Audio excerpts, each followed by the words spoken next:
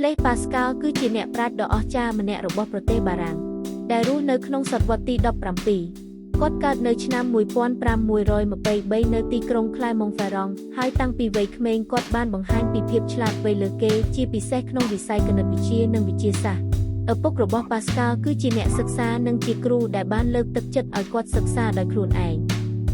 នៅអាយុត្រឹមតែ16ឆ្នាំ Pascal បានសរសេរការស្រាវជ្រាវសំខាន់មួយអំពីរូបធរណីមាត្រដែលធ្វើឲ្យអ្នកប្រាជ្ញនៅសម័យនោះញាក់ផ្អើលយ៉ាងខ្លាំង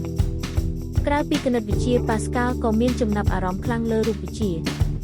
គាត់បានស្រាវជ្រាវអំពីសម្ពាធខ្យល់និងសម្ពាធទឹកហើយបានបង្ហាញថាសម្ពាធខ្យល់អាចប្រែប្រួលតាមកម្ពស់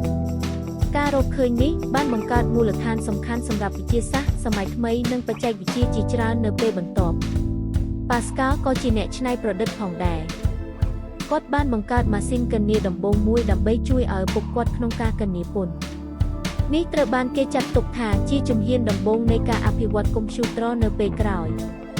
នៅចុងក្រោយនៃជីវិត Pascal បានផ្លាស់ប្ដូរការផ្ដោតអារម្មណ៍ទៅលើទស្សនវិជ្ជានិងសាសនាគាត់បានសរសេរស្នាដៃមួយឈ្មោះ Pensées ដែលពិភាក្សាអំពីជីវិតជំនឿនិងអត្ថន័យនៃការរស់នៅរបស់មនុស្ស